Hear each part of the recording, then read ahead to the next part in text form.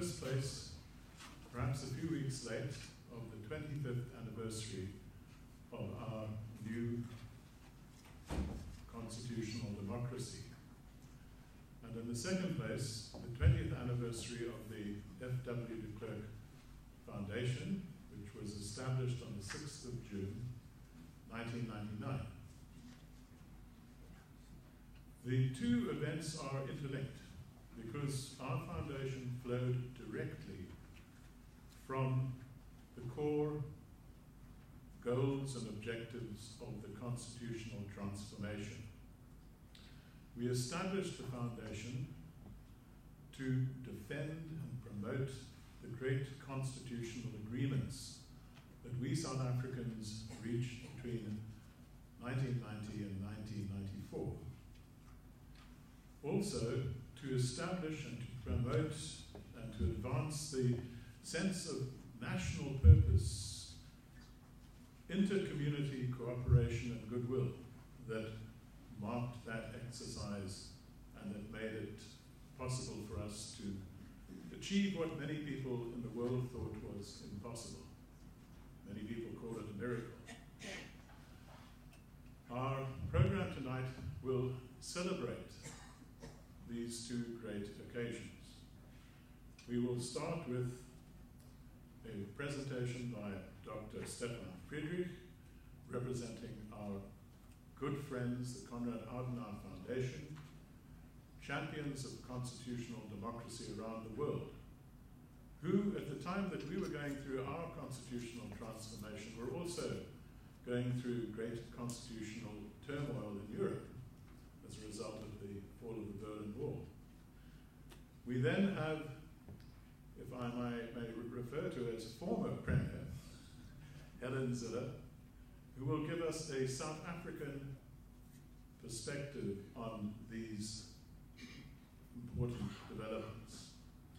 Then FW de Klerk himself will say a few words about the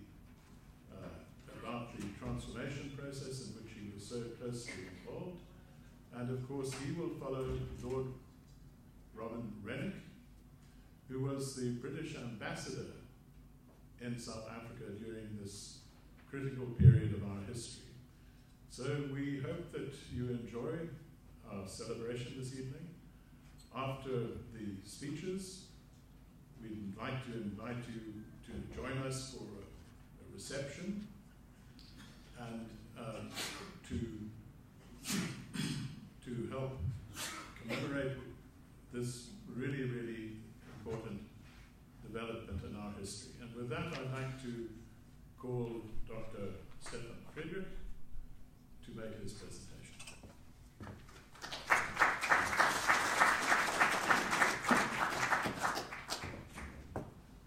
Thank you very much, Dave. President de Klerk, Madame Ms Zille, Ambassador Lord Renwick, Excellencies, distinguished friends and partners of the FW de Klerk Foundation, ladies and gentlemen. On behalf of the Konrad Adenauer Stiftung, I would like to extend a warm welcome to all of you. It is a great honor for me to be here. And it was with great pleasure that I accepted the invitation to speak at this very special double occasion, as Dave mentioned. Let me begin by taking the opportunity to send President de Klerk and all the staff of the FW de Klerk Foundation the warmest regards from the former chairman of our foundation and former president of the European Parliament, Professor Dr. Hans-Gert Pöttering. And I may even add that he would have loved to be here tonight with you, but unfortunately he had previously already committed himself to another very important engagement. But I may say and tell you all that he felt truly sorry that I couldn't be here on the 6th of June. Today's event is not only, as Dave mentioned already, a celebration of 20 years of the successful and important work of the FW de Klerk Foundation. We also take the opportunity to reflect on the state of South Africa's democracy. We also in this context, we also commemorate the path of transformation your country has undertaken since 1994, a process initiated by President de Klerk. However, just please do not worry, I will not be delving further into the past and present of South Africa. Being here for the very first time, I have to admit, so it wouldn't be my job to do that. It's far too obvious that there are so many other people in this room who are much more qualified to speak on that topic than I am.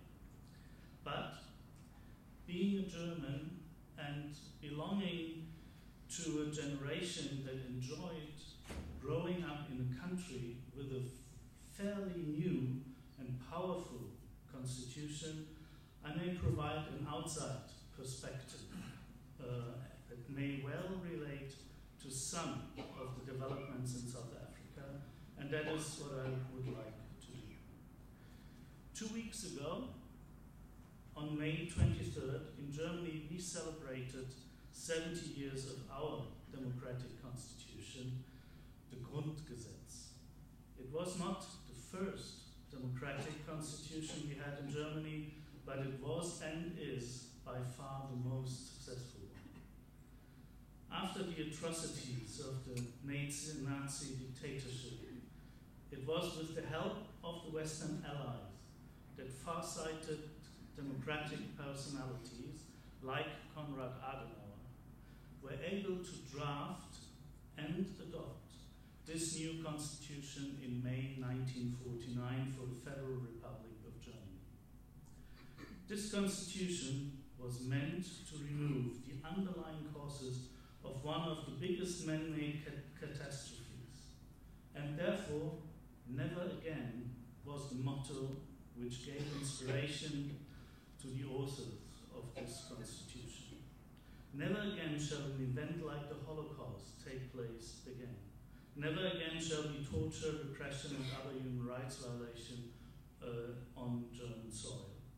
Never again should democracy be replaced by an autocratic regime. Hence, it was not surprising that Article 1 of the German Constitution stipulates, die Würde des Menschen ist unantastbar. In English, human dignity is inviolable. From now on, politics should serve the good of the people, should strive for dignity as the goal of any political action. By sticking to the ideals and the content of its constitution, West Germany enjoyed a high level of political stability throughout the following decades. But it was only 40 years later, after the fall of the Berlin Wall in 1989 and the following reunification of Germany in 1990, that both parts of Germany could enjoy freedom and democracy as it was guaranteed by the Grundgesetz, literally actually translated as the basic law, meaning our constitution. German reunification and the end of the Cold War took place in the context of tremendous changes in world history. During this time of global change, brave leaders like Nelson Mandela and FW de Klerk realized that the time of hostility and separation had come to an end, and that both sides had far more to gain than to lose if they cooperated. Not without risk, President de Klerk initiated a peaceful transition, and it was our good fortune that he had Nelson Mandela as his counterpart. Together they achieved what had been unimaginable before, the peaceful transition of South Africa from apartheid to democracy. They managed to remove the dam of oppression without drowning the country into chaos. Rightfully, both won the Nobel Peace Prize for their outstanding historical accomplishment. After the end of apartheid was announced, South Africa went into the complex period of drafting a new constitution. During that time, those being tasked with the drafting got inspiration from different parts of the world. And Germany was among the countries that your constitutional experts went to in order to find and get inspiration. South African constitutionalists like Johan Kriegler and Albie Sachs visited Germany several times, and dozens of visits from German experts to South Africa contributed to a lively exchange about different constitutional aspects between our two countries. It may even be noted that one of the first sessions of the newly established Constitutional Court after the era of apartheid was held on the invitation of the German federal government in the German city of Karlsruhe. And if you are wondering why Karlsruhe, it is the city in which our own Constitutional Court is residing. To a certain extent, one might argue that German experiences of drafting the Constitution after World War II was comparable to the situation in South Africa. Both countries shared the history of transforming an undemocratic and unjust society. Leaders such as President de Klerk, President Mandela, Prince Buthelezi provided stability while a new democratic constitution was drafted. And I should also mention Rolf Meyer and today's President Cyril Ramaphosa, who were chief negotiators for their respective parties. Both played a crucial role in the success of the constitutional process. There are other aspects where you could easily argue that they may well have been taken directly from the exchange with German constitutional experts. For instance, the preference for a representative parliamentarian system over a presidential system, the introduction of federalism instead of a centralist system. The German political foundations, especially the Christian Democratic Konrad Adenauer Foundation, the Social Democratic Friedrich Foundation, and the liberal Friedrich Naumann Stiftung, supported the drafting of the democratic constitution with great joy.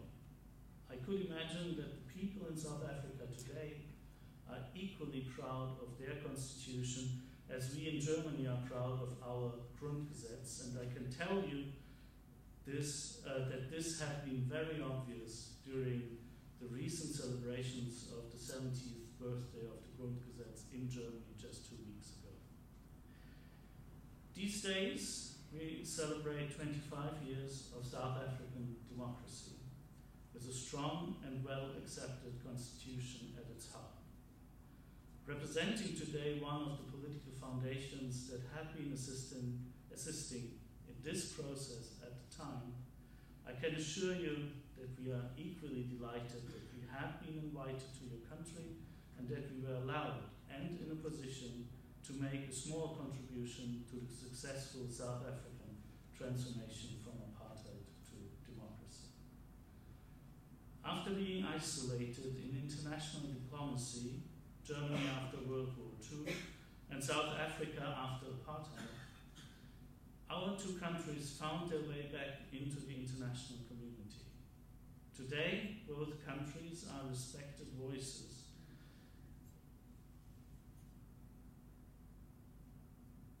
in international affairs. Like Germany, South Africa currently holds a non-permanent seat in the United Nations Security Council. While we sometimes take different positions in international affairs, our objectives are the same: to provide space for mutual understanding, to find a way of overcoming differences, and to let diplomacy rule over the use of force. The valuable South African experience of how former enemies come together and find a way to peace and prosperity is desperately needed in current world affairs. Regional powers, like our two countries, and with such distinctive historical experiences, should play a constructive international role by mediating between parties in conflict and by strengthening multilateral institutions. Due to our nation's history, we know that democracy is the only way forward, and this guides us in our decisions. Ladies and gentlemen, South Africa recently held its 6th free and fair election after the end of apartheid. It underlined that it is a stable democracy. This does not mean that there are no challenges. The need to foster the constitutional order and to provide political education remains a crucial task.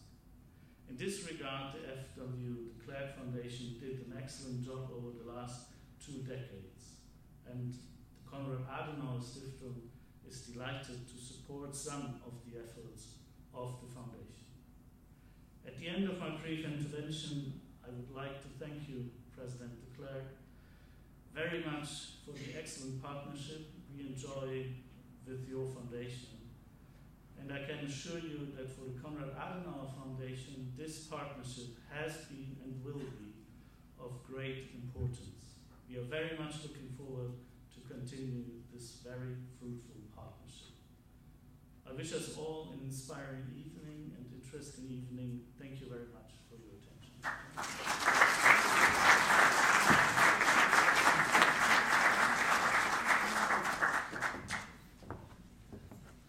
Thank you, Dr. Friedrich. I'd now like to call on somebody who needs no introduction at all in the Western Cape and in South Africa, former Premier Helen Zille.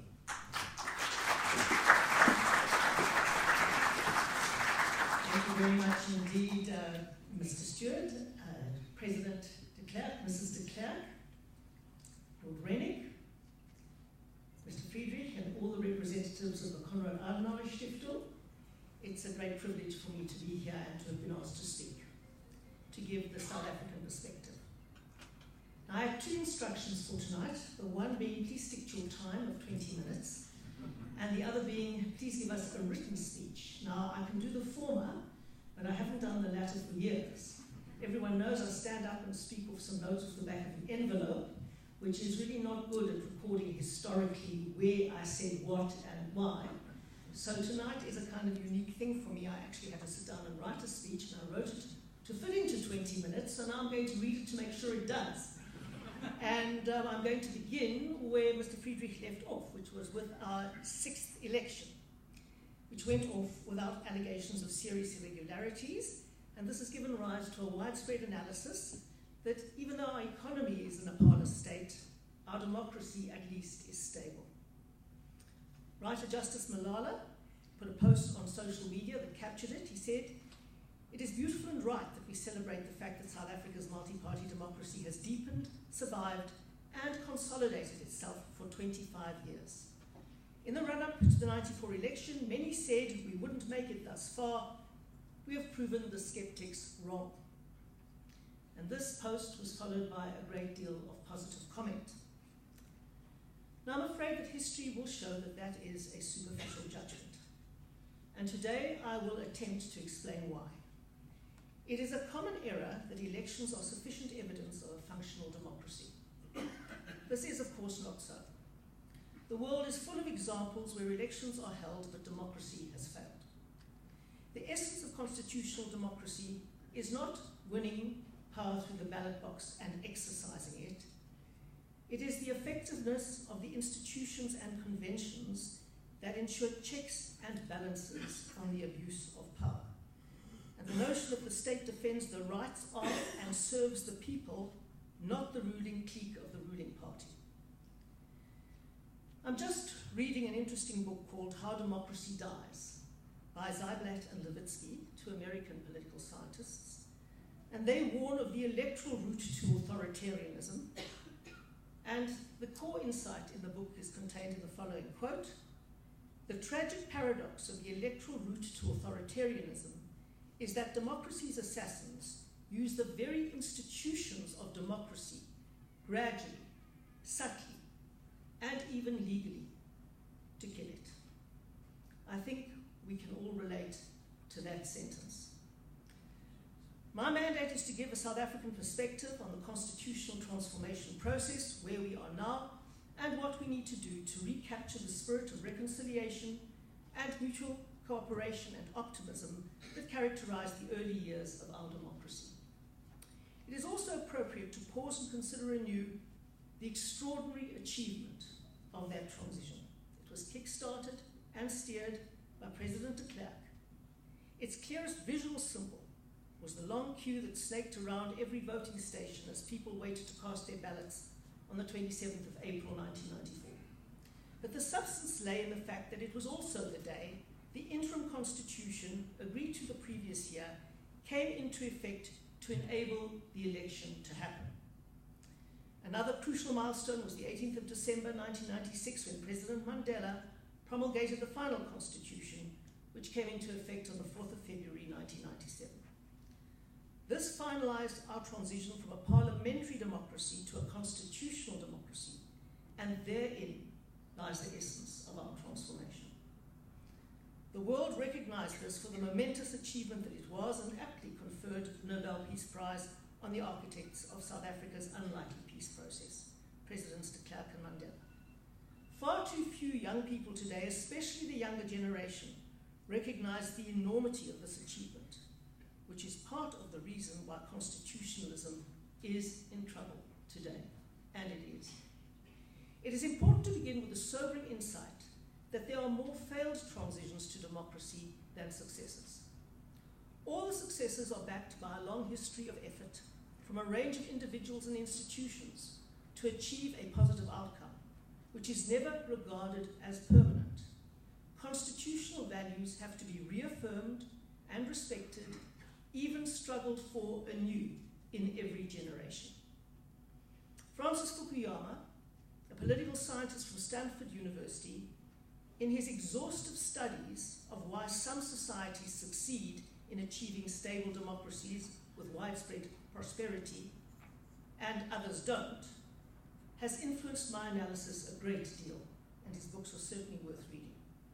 To boil it down, perhaps somewhat simplistically, he says that the transition to a stable, prosperous constitutional democracy requires a society with three distinctive national attributes.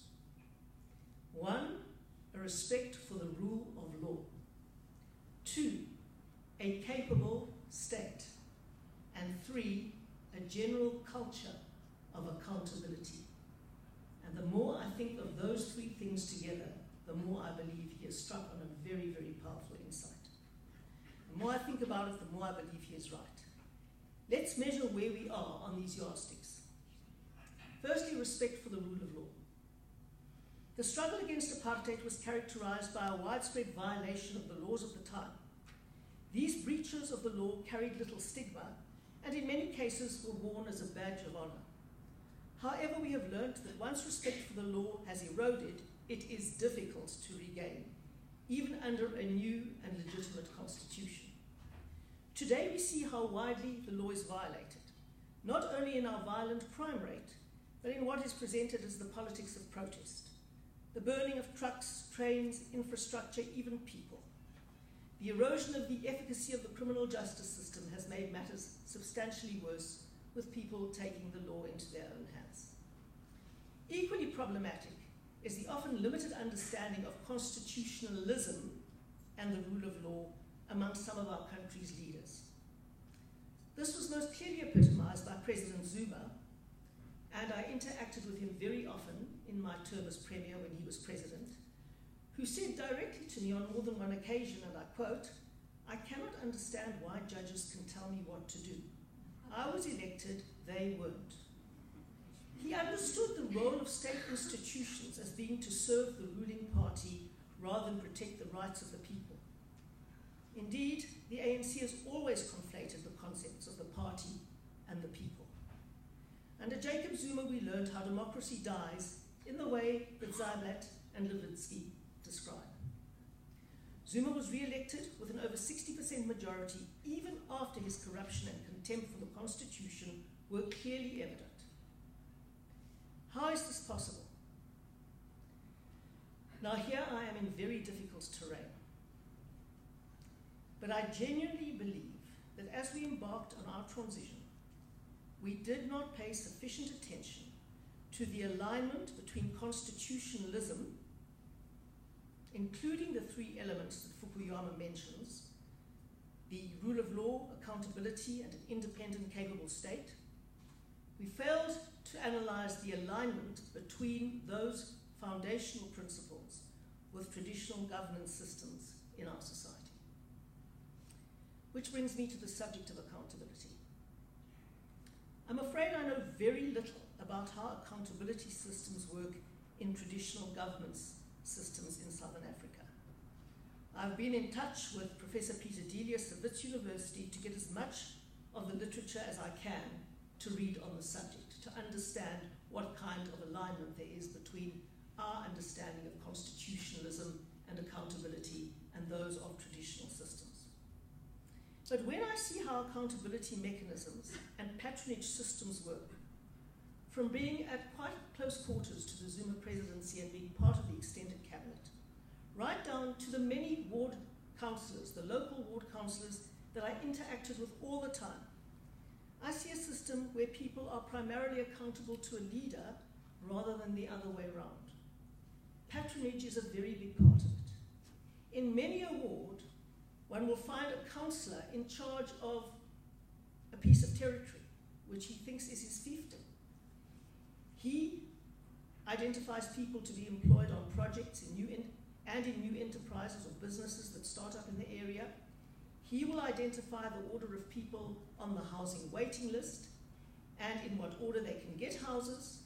He will identify who is allowed to build a shack and where. And I remember repeatedly when I was in charge of the constituencies along the N2 for many, many years and building the Democratic Alliance's branches there, I would go through the long process of law on getting access to various pieces of land, to construct creches and other things, going through 2 years of proper legal processes, and the day before the councillor would simply move people in shacks onto that piece of land and nothing would happen.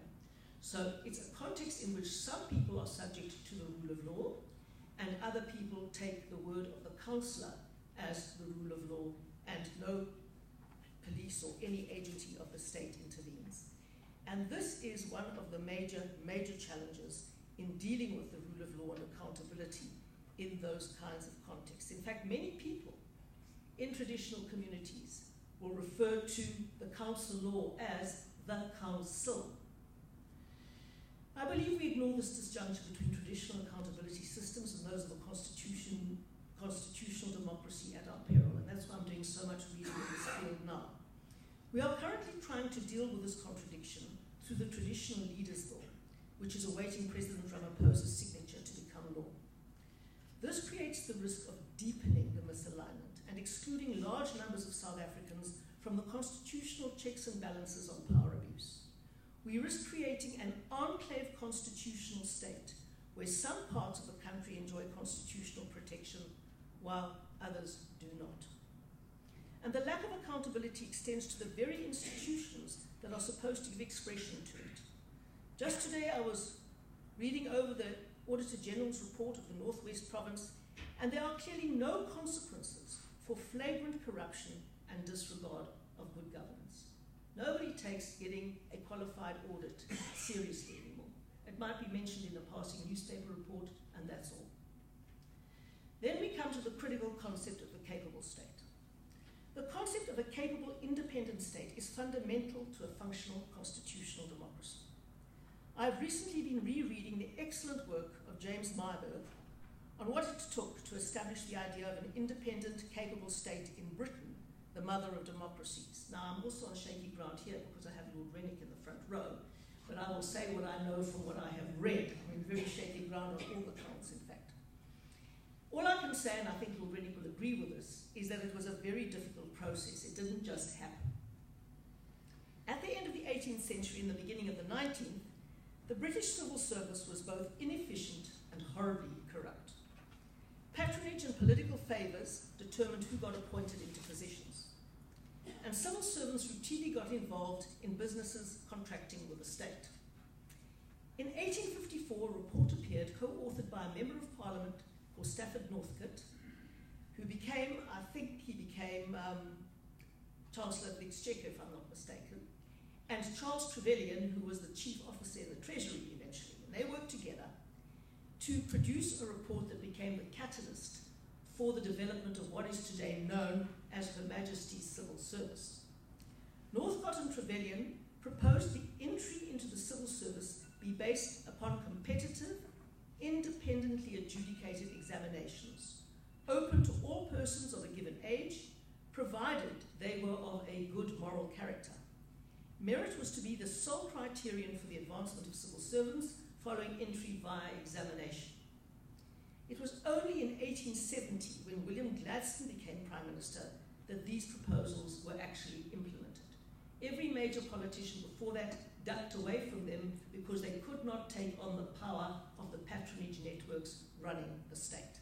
It was William Gladstone that broke it eventually and enabled the creation of a capable independent state. Our transition to democracy was supposed to shortcut history and achieve the same thing. The constitutional principles to which the final constitution was meant to conform required that, quote, there shall be an efficient, non-partisan, career-oriented public service broadly representative of the South African community, and that the independence and impartiality of the Public Service Commission be safeguarded. Section 11 of the June 1994 Public Service Act, signed into law by President Mandela, stated that, and I quote, in the making of any appointment or the filling of any post in the public service, only the qualifications, level of training, merit, efficiency, and suitability of the persons who qualify for the appointment, promotion, or transfer in question shall be taken into account. But this did not suit the National Democratic Revolution, which required a small vanguard in the party to control the party to control the state, and the state to control the economy. This is the very antithesis of constitutionalism as we understand it. So the most critical difference between the interim and the final constitution that most analysts missed at the time was the changing function of the Civil Service Commission, now known as the Public Service Commission, according to Myburgh, and I agree with him. In early 1996, the ANC proceeded to set about systematically dismantling the merit system in civil service appointments.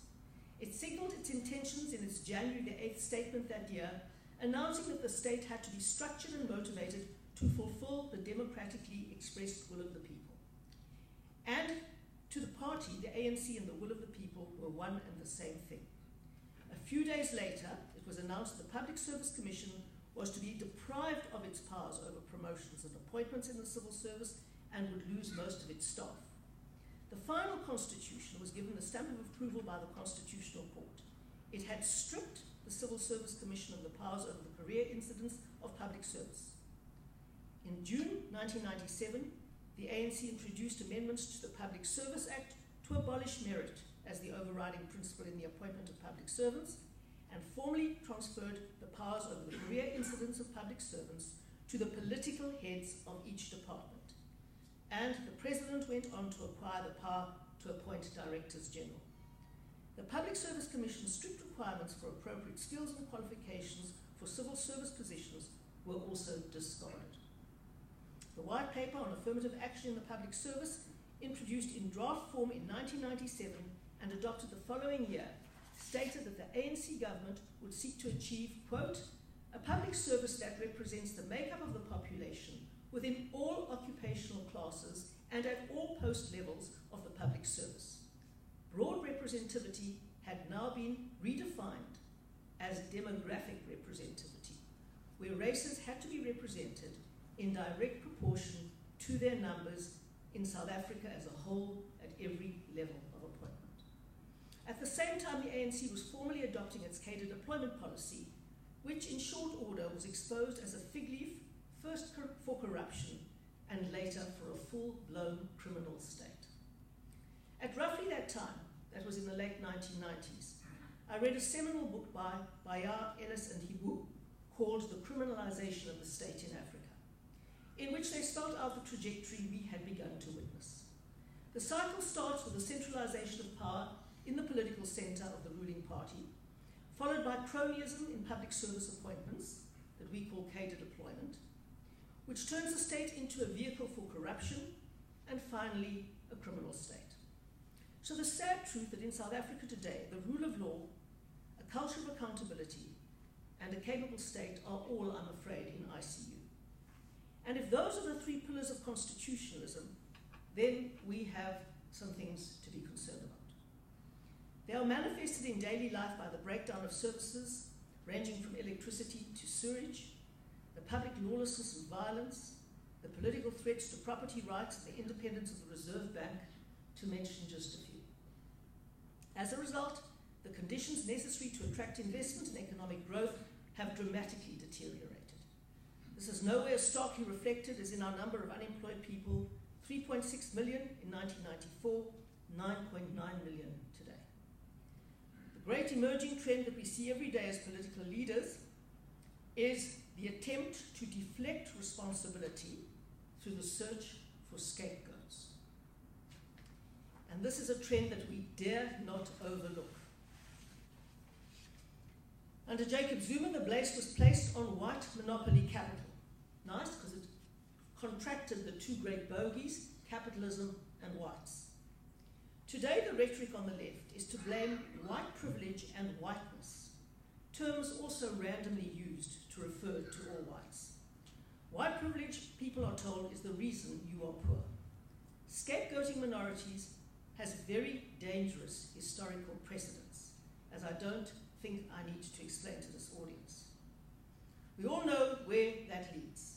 It is hardly any wonder that immigration is picking up once again, despite the fact that the vast majority of white South Africans actually wish to contribute to building this country. The big question is, can we restore the kind of constitutionalism envisaged by Presidents de Klerk and Mandela, of a South Africa that belongs to all who live in it, united in our diversity? It was their joint commitment to transform a whites-only parliamentary democracy into an inclusive constitutional democracy as the springboard for sustained economic growth and inclusion that set us on what should have been a highly positive path, and was for the first few years. The great risk is the growing narrative, most clearly represented by the EFF, but not confined to it, summarized in a recent column by Johnny Steinberg. It is a situation in which the majority of South Africans are seen as permanent victims of colonialism and apartheid, whose birthright, symbolized by the land, was stolen by whites. To those who believe this, the Constitution represents a Faustian pact that Mandela made with his conquerors. According to them, it is time to revive the unfinished revolution. So the dividing line in South Africa today runs between those who believe that the Constitution, our founding compact, must define our pathway into the future. Our failure to honor it in letter and in spirit is the main driver of decline. On the other hand are those who regard the Constitution as a symbol of a sold-out struggle, a struggle that must be revived. That is the dividing line according to which I believe politics needs to realign in South Africa. The choices President Ramaphosa has to make in this situation are momentous. Will he, like President FW de Klerk, discard racial nationalists in his ranks and forge ahead to fulfill the dream of one South Africa for all under a constitution? Or will President Ramaphosa make ongoing concessions to his far left in an attempt to keep the ANC united? Will he in this way propel South Africa down the electoral route of dismantling our constitution? The stakes could not be higher, and we all have a crucial role in exposing the truth and preventing further constitutional regression. Civil society and organizations like the FW de Klerk Foundation, the crucial role of the parliamentary opposition, the media, the international community. I could give a whole nother speech on what I think their different roles are, but you all know how much we have to take a stand and fight for these things. Our role collectively is to build a critical mass in defense of a constitution as a bulwark against those who would demolish it. And there are no shortage of those in South Africa. Thank you very much.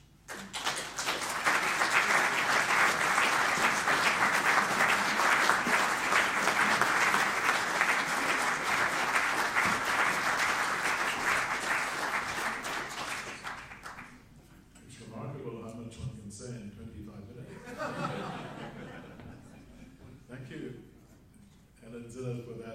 very thought-provoking contribution. Helen Zille gave us a South African perspective, and we would now like to call on Lord Renwick to give an international perspective, because he was one of the great observers and participators in our own transformation as Ambassador of Britain in South Africa at that time.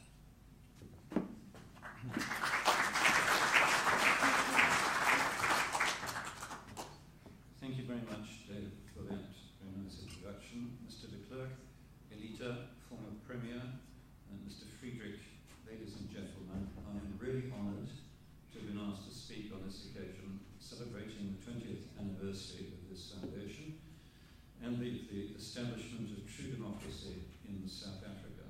Apart from its founder, I'd like to pay tribute to the contribution David Stewart and Dr. Ms Helen have made to the foundation and the leading role it's played in defence of the Constitution.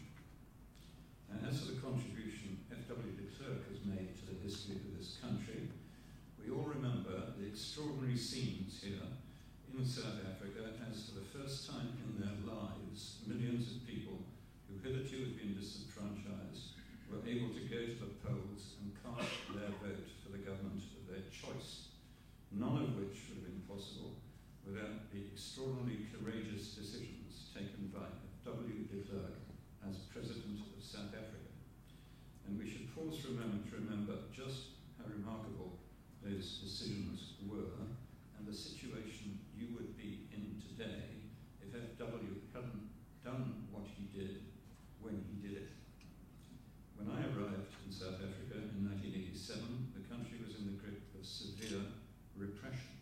It was an eerie experience to have to walk into the study of PW Botha at this time to argue with him about people's lives, in particular those of the Sharpeville Six. The rest of the world turned its back on South Africa. In response to the Rubicon speech fiasco, the international banks refused to continue lending to you, so that henceforth, instead of importing overseas capital to fund South Africa's development, you were obliged to export this country's savings to pay the interest on your debts. The police and army leaders had no idea what that meant, but the governor of the Reserve Bank, Herod de Kock, understood all too well that henceforth South Africa's economy would be growing at a rate below that of the growth in population, with dire consequences for the future. And that, ironically, is exactly the situation you find yourselves in once again today as a result of the lost decade under Jacob Zuma. You are increasingly isolated, with the US and many other countries imposing comprehensive sanctions against you. We didn't believe ourselves in isolating South Africa, but we couldn't prevent you isolating yourselves.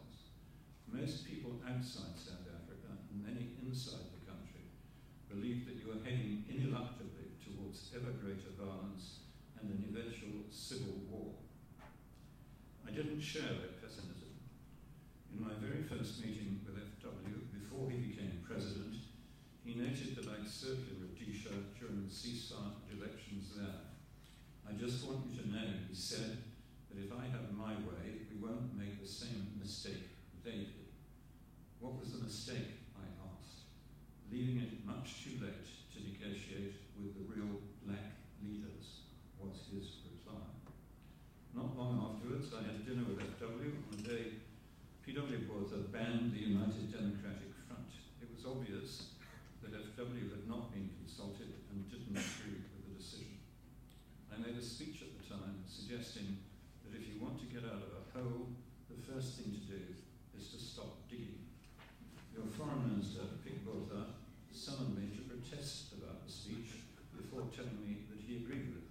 He also used to look me straight in the eye and say, Mr. Ambassador, I just want to assure you that there's not a single South African soldier anywhere in Angola, following which we would both burst out laughing. But Pick and his remarkable Director General, Neil Van Hoven, deserve a large part of the credit for getting you out of Namibia and the Cubans out of Angola. When he took over from PW Botha, did so with a definite plan. One of the very first actions of the new president wasn't publicized by him. It was to cancel South Africa's military nuclear program, and you thereby became the first country on this planet voluntarily to relinquish its nuclear weapons. His other first action was to lift the ban on major demonstrations, first in Cape Town, then across the entire country. He was determined to normalize the situation in this country, and we pledged at the time to show support for what he was doing in very difficult circumstances.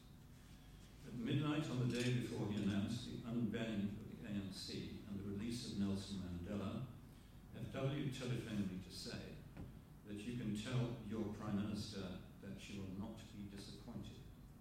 I knew what that meant. Nevertheless, his announcement, coming when it did, astonished the world and most South Africans. After meeting him for the first time, the British Foreign Secretary, Douglas Hurd, wrote in his diary that FW was an extraordinarily brave and courageous man. For FW knew that in making that speech, he was changing this country forever. Having released Mandela, their relationship was sometimes turbulent, partly due to some horrendous episodes of violence in the township, but the underlying reality was very different, for they depended on each other. On one occasion, speaking about FW, Mandela said to me that my greatest fear is to wake up one day and find that he is no longer there. On another, after Mandela became president and made a speech criticizing the National Party and FW, I went to see him. I said that please remember that, but for FW, you might still be in jail. Mandela laughed and said that I was right. He also said that FW had richly deserved his Nobel Prize, for he it was who made peace possible. I can't think of these meetings with Mandela at the time without a smile, for though generally portrayed as saintly, he also was as wily and crafty a political operator as I have ever met. His approach was always to co-opt anybody who might be an actual or potential adversary. He would say to me, you are my advisor, what do you advise? He kept urging me to join the ANC, a curious offer to make to Thatcher's envoy. Because, he claimed, you think like us. I told him that I thought like him, but not like many of his colleagues. Before he met Margaret Thatcher, I flew to London and insisted on seeing her for 5 minutes before the meeting. Please remember, I said, that he has waited 27 years to tell you his side of the story. She glared at me. You mean I mustn't interrupt, she said. I said, not for the first half hour, please. So she listened to him for a whole hour, registered by the note taker as definitely a record. He explained his long struggle for basic rights, at which point, she said to him exactly what I told him she would say. Stop all this nonsense about nationalizing the banks and the mines. She thought correctly that he didn't know a lot about economics, so she gave him a lecture on basic economics, which went on for quite a while, with Tava and Becky clearly agreeing with her. The meeting went on so long that the British press assembled in Downing Street outside started chanting, "Free Nelson Mandela." After the meeting, Mandela went across the street to meet the leader of the opposition, Neil Kinnock. How was the Prime Minister, said Kinnock. She was warm and motherly, said Mandela. You must have met some other ladies. You now have some millennial idiots telling us that Mandela was a sellout. You should never have agreed to the Constitution, for which all of you since have been justifiably proud and have done a great deal to defend. A myth's been propagated that the government had no option but to surrender, with it also being suggested that the victory was won by the armed wing of the ANC. The reality is very different. Both Mandela and Oliver Tambo told me that they were extremely realistic about the difficulty verging on impossibility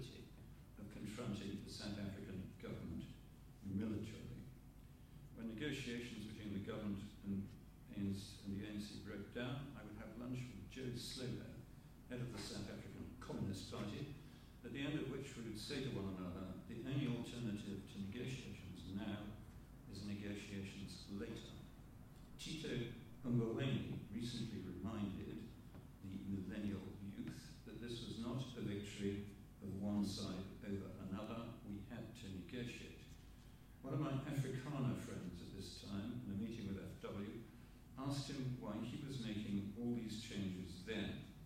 You know that we could have held out for another 20 years at least, he said. FW, unusually, reacted angrily. Yes, he said, and what would we have done then? In a speech to the South African police, he made clear that the old regime could only have been maintained by shooting more and more people every year, and that, as a Christian, he wasn't prepared to do this. He told them explicitly that if there was a violent confrontation and thousands of people lay dead, the problem would remain exactly the same as it was the day the shooting started.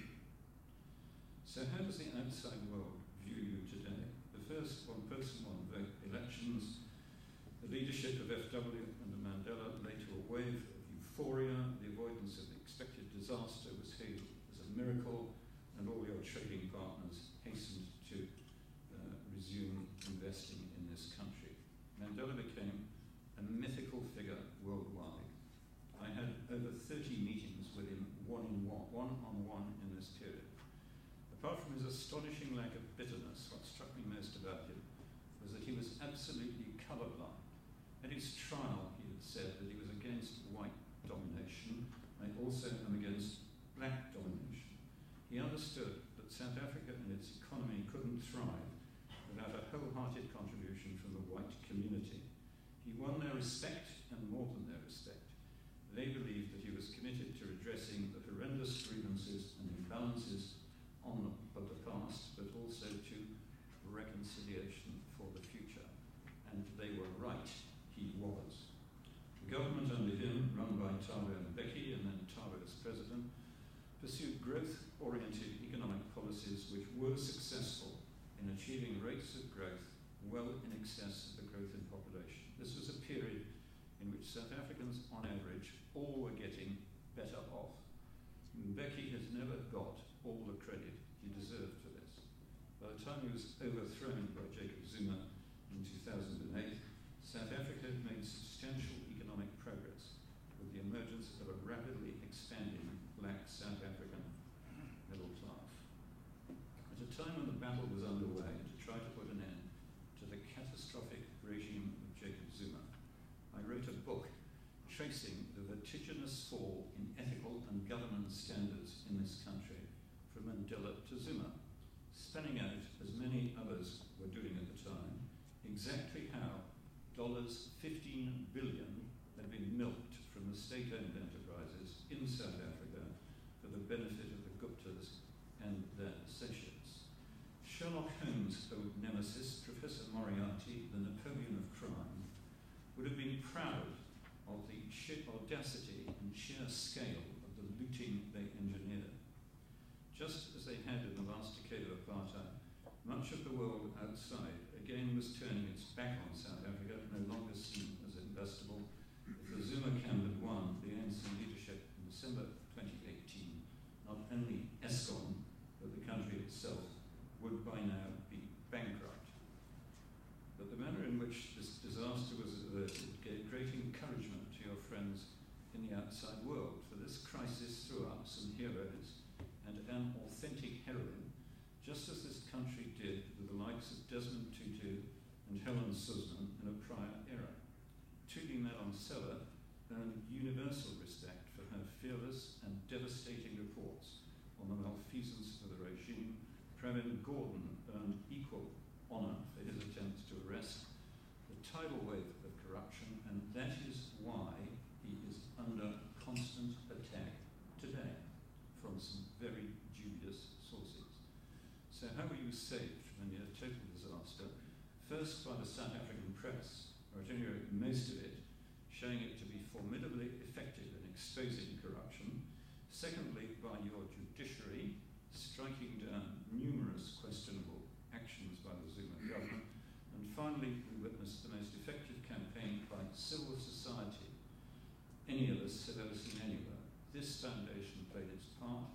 Helen Zille Foundation, Freedom Under Law, the Safe South African Movement, Corruption Watch, Business Leadership South Africa, the organisation Undoing Tax Abuse. You should be really proud of all of them. And to the relief of your friends, all our efforts, plus the sudden appearance of 200,000 emails, contributed to the incredibly narrow victory of Cyril Ramaphosa in the ANC election. What was most important about the victory was that it was won in the name of a return to Mandela values and respect for the Constitution, which Cyril helped to negotiate. Ramaphosa is very well known to your friends in the outside world, who do believe that he will do his utmost to re-establish government in the interests of the governed and a resumption of economic growth. But they know that he's not a free agent, and they worry that within the governing party there are many who have become addicted to entrenched corruption. None of the $15 billion have been recovered. No one responsible for these crimes has yet been convicted. Hardly anyone has even been charged. But South Africa does again have a president of whom you can be proud, and who most of us believe will do what he can to clear up this mess. Now, given the terrible legacy of the past and continued huge unemployment, the emergence of a populist movement like the EFF was inevitable, and they were effective critics of the Zuma regime. But since its overthrow, their propaganda has been essentially race-based, and their economic solutions bear a close resemblance to those that have brought Venezuela to its knees. On the other side of the spectrum, the Democratic Alliance appear to be making progress towards eventually offering the prospect of an alternative government or a serious economic partner for the government. And its progress recently has been stalled, not only because of the Ramaphosa effect, but also as a result of some self-inflicted damage. And to overseas observers, this is a worry, because you need a strong opposition, as we do, and at present don't have in Britain either. Because the party has delivered under Helen Zille better government in this province than in any of South Africa's other provinces, and is likely under Alan Winder to continue to do so. And I'd like to invite you to join me, please, in paying tribute to Helen's extraordinary achievements as Premier of the Western Cape for the past decade, in the course of which the province has created more jobs than most of the rest of South Africa combined. So bravo to you.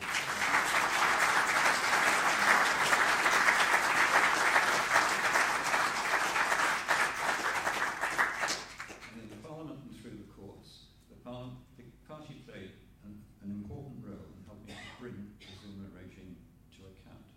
And the DA's pursued policies, economic policies that work and are not based on the state trying to do everything. Now, as a result of the divisions of the opposition and the Ramaphosa effect, the majority of the voters in the last election concluded that only the ANC could save South Africa, in part at least, from the ANC. But the Zuma camp is far from dead and buried. We have recently had the benefit of the economic views of two deep economic thinkers, the Secretary General of the ANC and your public protector, both of whom favour an assault on the independence of the Reserve Bank, which is one of the most respected institutions in this country.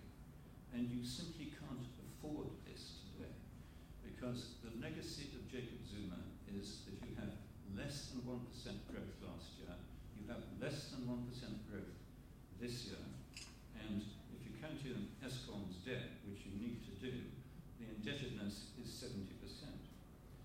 So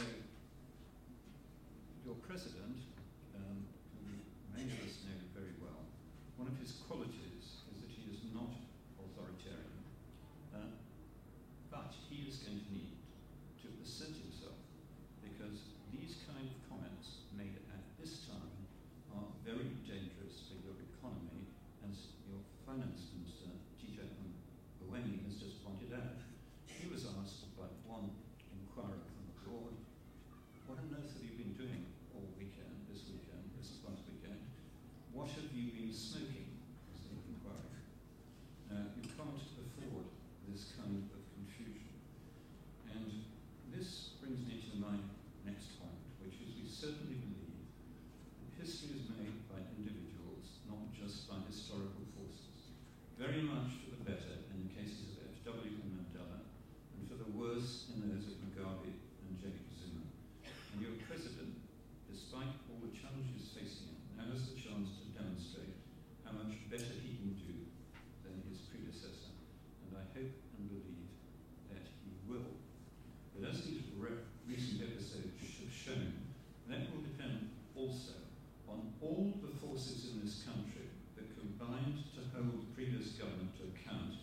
doing the same with this one. And I'm sure that they too will do just that. And that is why, in my experience, it invariably is a mistake to be a pessimist about South Africa, given the extraordinary courage and determination demonstrated by so many of you and by FW in circumstances much worse than they are today. So let me please conclude by asking you to join me in applauding FW de Klerk for, in Mandela's words, he it was who made peace possible.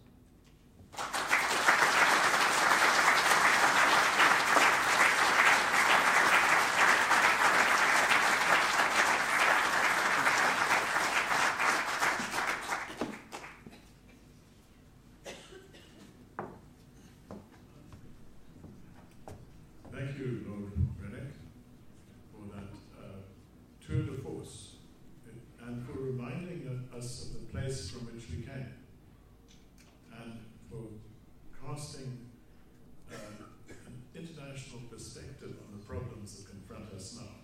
And with this, I'd like to invite another speaker who needs no introduction, FW de Klerk, who apart from being former president, is the Chairman Emeritus of the FW de Klerk Foundation.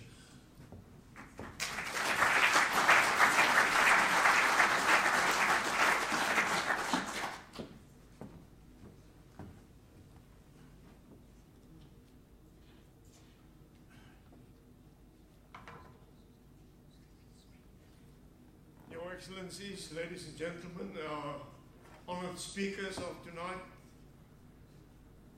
From my side first, before I start with my prepared 25-minute speech, just a few words to thank our speakers for their excellent contributions. And I'm not saying it's excellent because they praised me. Thank you for the kind and warm words addressed to me, but excellent analysis of where we stand today and excellent analysis of the meaning of what happened 25 years ago. I would also like, as Chairman Emeritus of the FW de Klerk Foundation, like to thank everybody who throughout its existence of 20 years played such a crucial role in enabling our foundation to be a voice of reason, to be an influence in our society, to achieve the goals which we have set for ourselves. Many of you are present. I'm only going to mention one by name. But before I do that, I would also like to say how we value in the FW de Klerk Foundation our relationship with the Konrad Adenauer Foundation. It's an ongoing relationship. We are doing many things together, and the assistance that we get from the Konrad Adenauer Foundation is highly, highly appreciated at all times. The one person I will want to single out is Dave Stewart. Dave and I started the foundation 20 years ago. I think actually it was his idea. And we've had a close association. From before that, he was my chief of staff when I was president.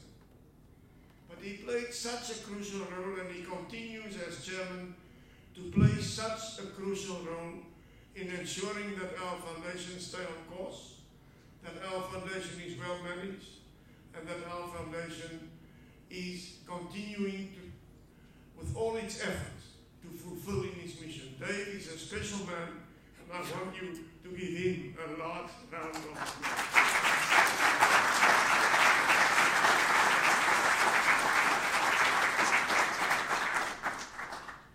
Ladies and gentlemen, it is a great pleasure for me to welcome you to this celebration of the 20th anniversary of the FW de Klerk Foundation, in conjunction with the 25th anniversary of the new South Africa. I should like to share a few ideas about the process that led to the establishment of our constitutional democracy, and then to say a few words about the work of the Foundation. Every morning, since I became politically conscious, I have woken up and worried about the future of the country. It is this that distinguishes South Africans from those other peoples in the world who have never had to worry about existential threats, who view politics in terms of the economic and social policy, of regular elections and occasional scandals rather than survival. It means that we South Africans have never had the option of complacency. It has required a constant process of introspection and a never-ending search for some path out of the impasses that have always seemed to confront us. When I was young, my main worry was about the future of the Afrikaner nation.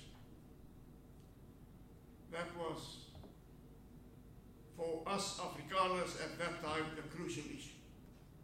Later, after I went into politics, I worried about how white South Africans would be able to end the manifestly unjust situation and dismount the tiger of minority rule on which history has placed us without being devoured. I remember the desperate period in the mid-1980s following the Rubicon speech. The economy was in crisis. We were increasingly isolated. We were fighting a low-level war against the surrogate forces of the Soviet Union. We were confronted with violent uprisings in many parts of the country. There seemed to be no light at the end of the tunnel. And then toward the end of the 1980s, the logjam in which we found ourselves began to shift. Following the restoration of order throughout the country, the ANC, led initially by Nelson Mandela from his prison cell in Cape Town, began to accept that the problems of South Africa could be resolved only through negotiations. The government had already reached a similar conclusion. After the South African Defence Forces' victory at the Battle of the Lomba River in October 1987, a financially exhausted Soviet Union exerted pressure on Angola and Cuba to reach an agreement with South Africa.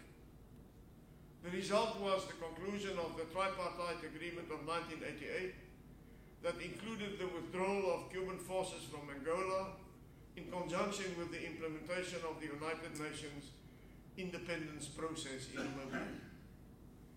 This successful process in Namibia, in terms of which the territory gained independence with a proper democratic constitution, a constitution that still is in place, reassured South Africans that fundamental rights could be protected by strongly entrenched constitutional agreements.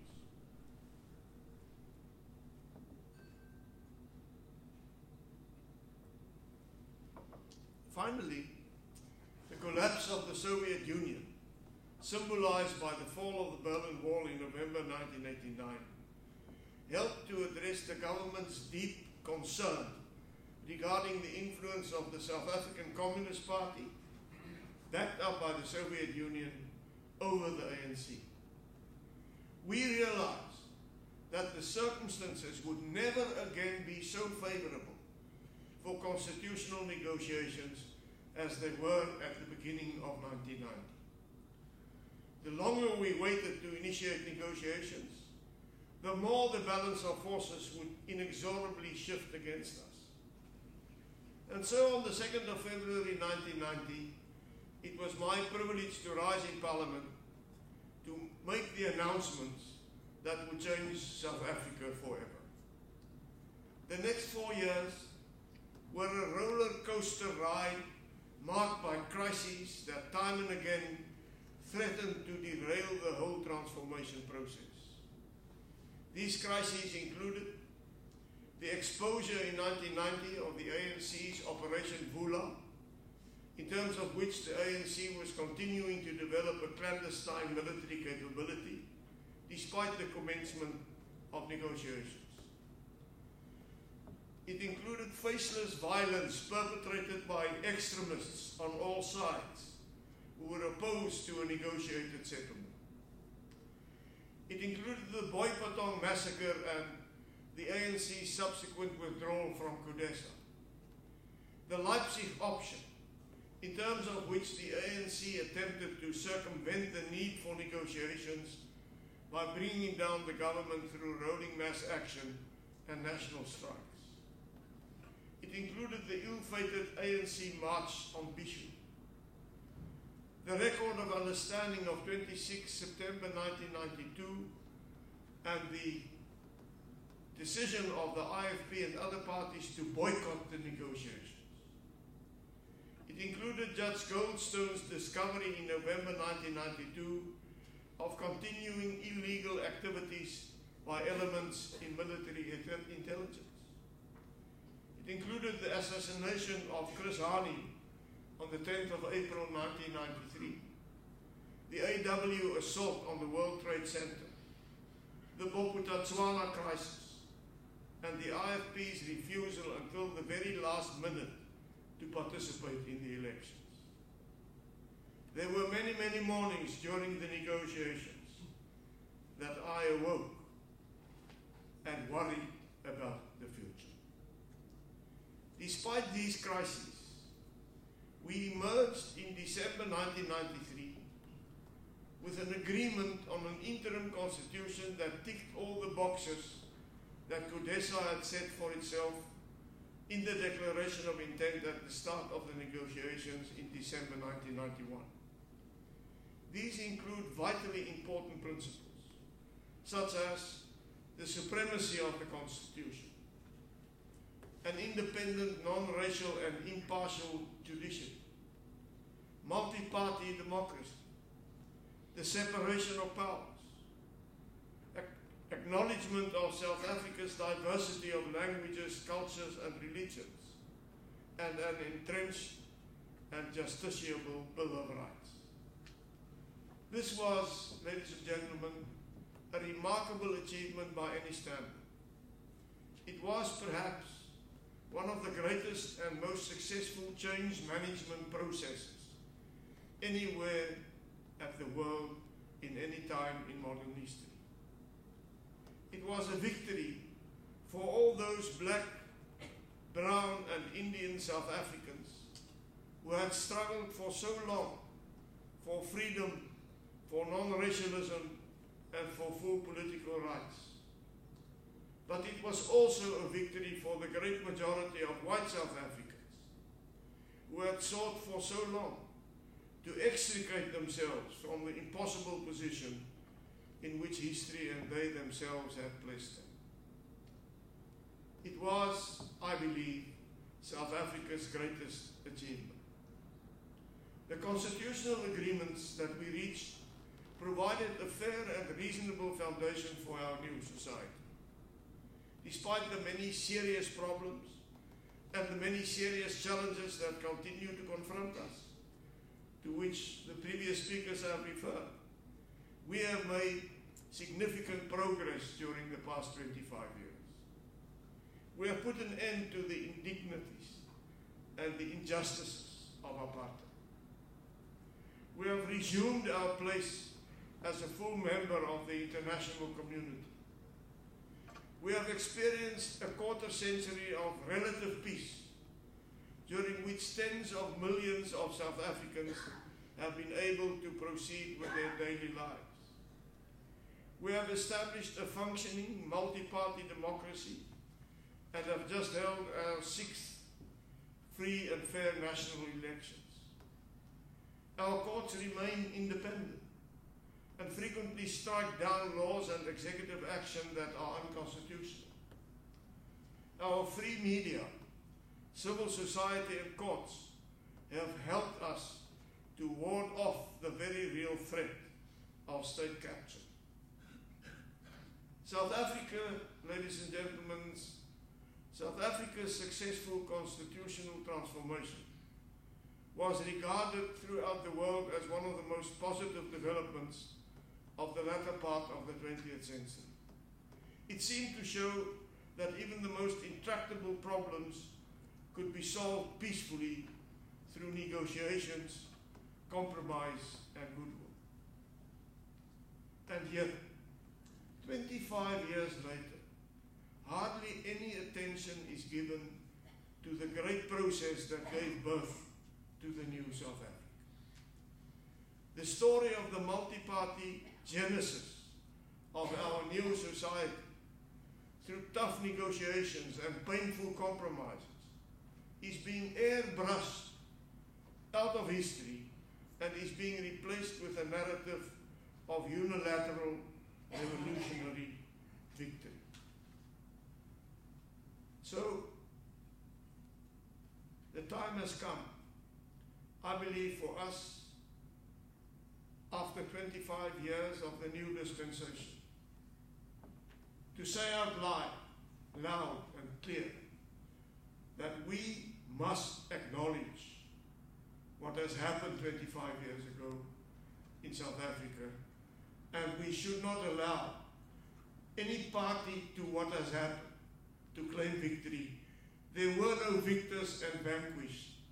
South Africa was the victor and all its people.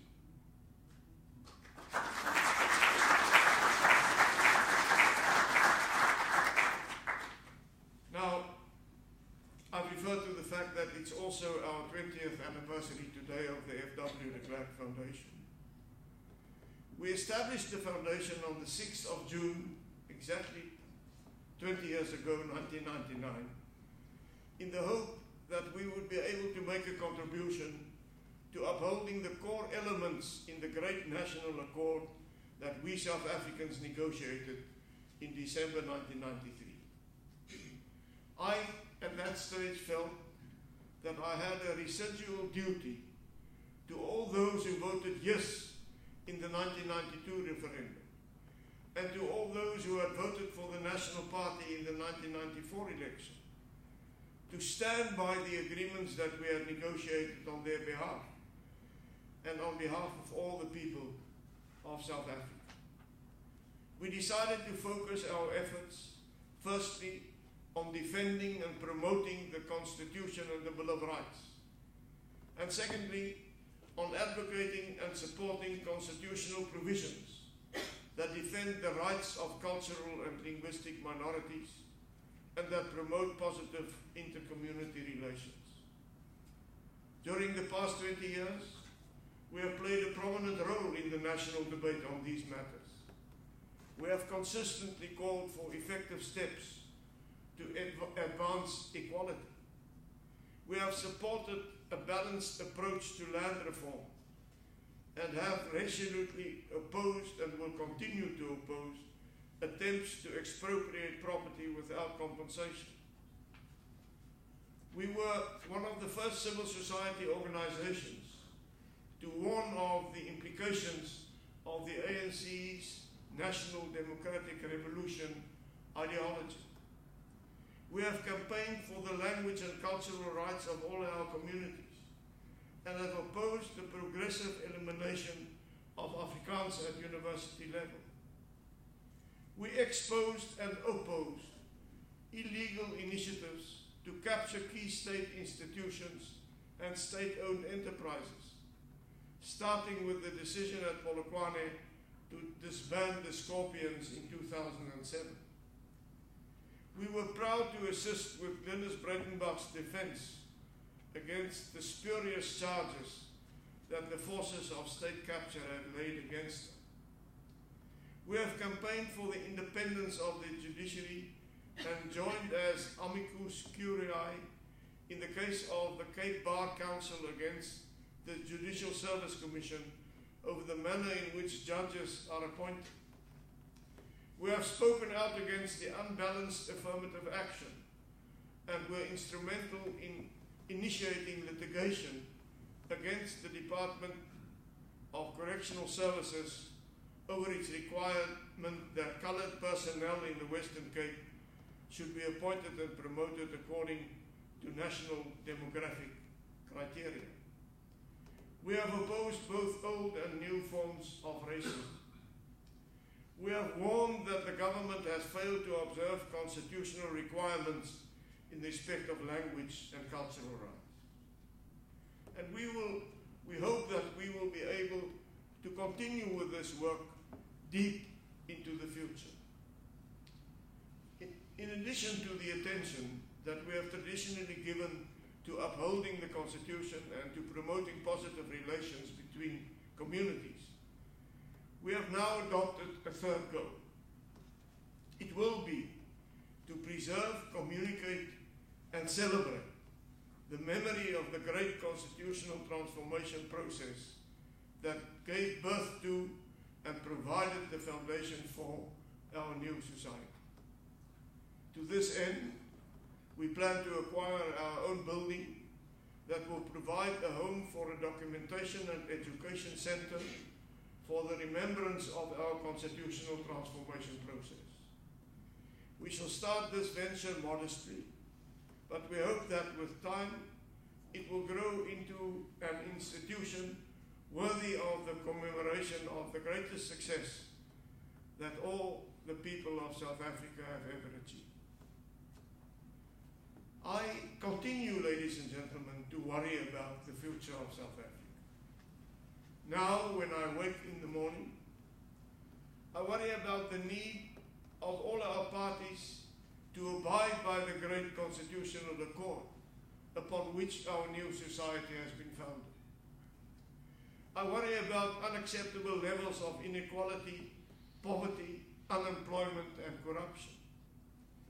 I worry about growing bitterness and alienation in race relations. I worry about those who seek to place their own divisive ideologies above the uniting values in our Constitution. Being South Africa will continue to mean that there is no room for complacency.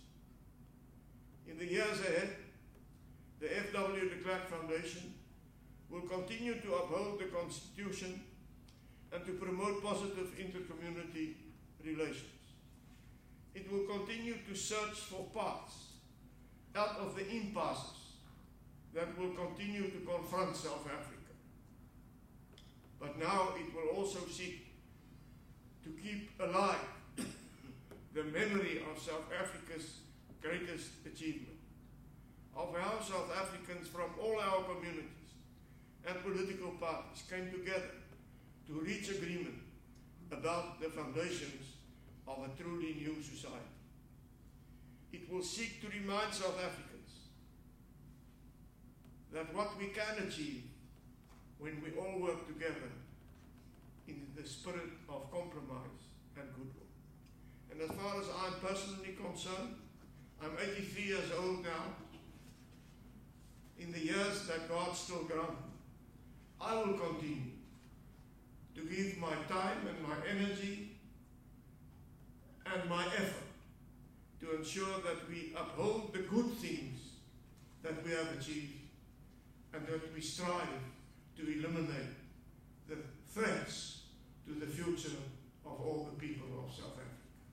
And amongst those, I count the issue of the necessity of non-racialism as amongst the most important. Thank you very much for being here tonight.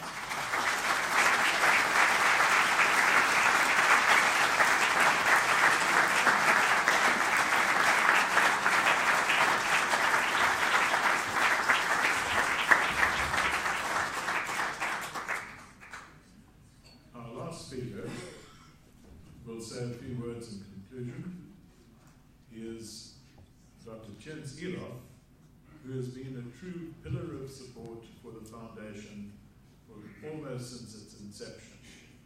First as a member of our board, then as chairman of the foundation, then as executive director, and now in his new role as the chairman of our advisory panel.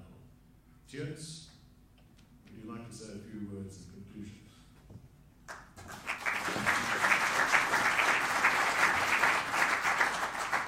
Thank you very much, Dave. So, Klerk, all the other dignitaries, I'm afraid when I get up in the morning, I worry about the protest. But I will start worrying when I come to again after the World Cup. Ladies and gentlemen, I'm not going to try to sum up what four excellent speakers had said. I think this is aptly called the conclusion, and my conclusion is fairly short and sweet.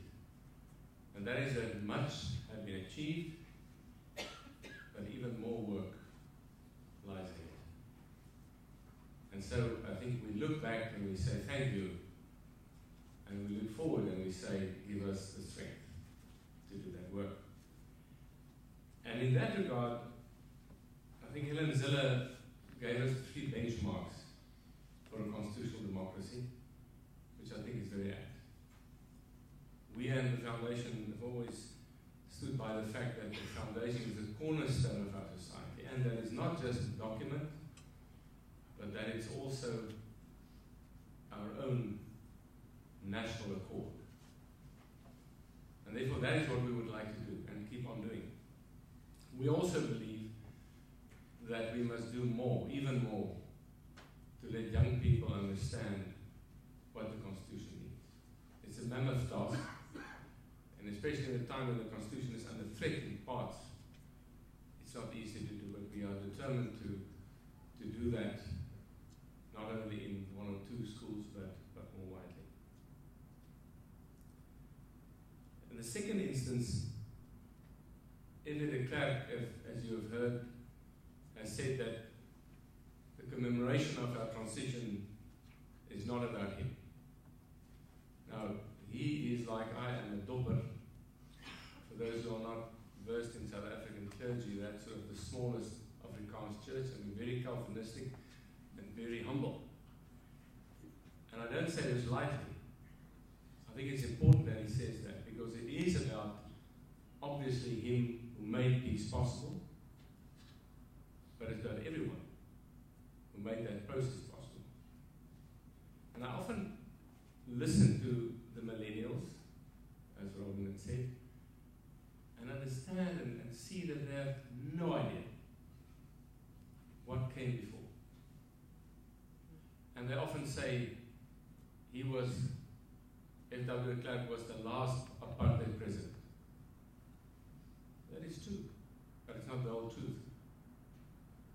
The whole truth is that it was also the person who was instrumental in destroying apartheid. And I often point out that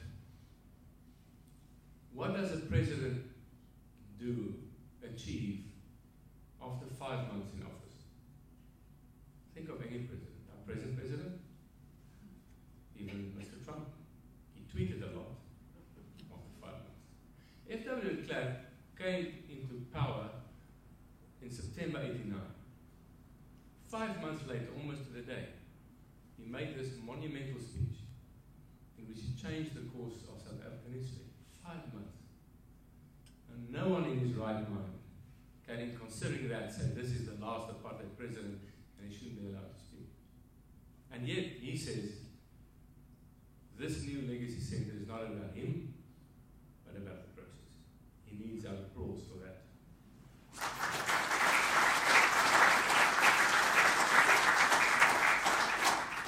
Secondly, I often hear people saying, well, and one specific party saying this was our victory. FW had no choice. He just had to hand over. You know, the tanks would have rolled into Pretoria. The tanks were from Port Elizabeth. Ladies and gentlemen, I was there, I was head of the administration, I saw the negotiations. They were hard negotiations. There were days when we thought as the staff, this thing is going to break up. And yet they pulled through.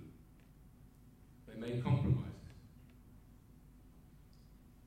To the white people who still consider FW a trait, I often ask, if you think the ANC got everything and the roof was just a stooge that Cyril walked over, why does the ANC want to change parts of the Constitution? If they got everything they wanted, why would they want to change it? I rarely get an answer to that. And therefore, this was a negotiated constitution, a compromise. And a good definition of a compromise is that both parties, them all, are not totally satisfied with the outcome. Others ask me, where are your checks and balances when Zuma reigned supreme? To them I said, the checks and balances are there. They may not work as quickly as you may want them.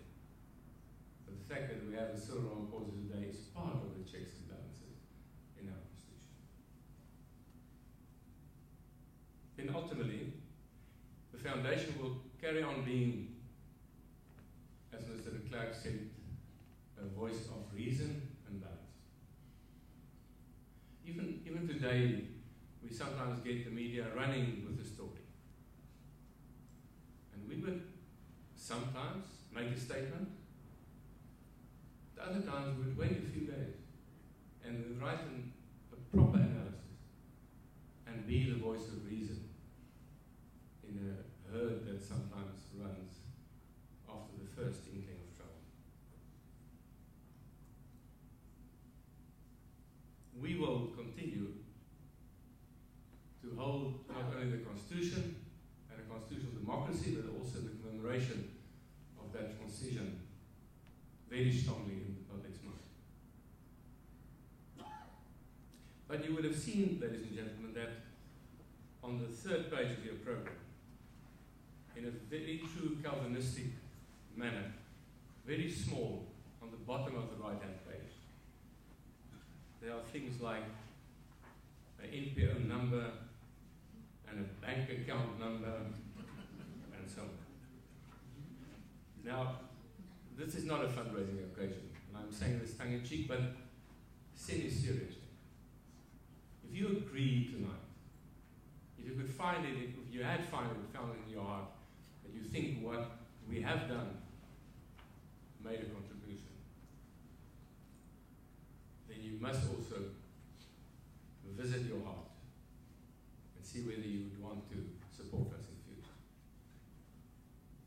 Because it's not easy for non-governmental organizations out there.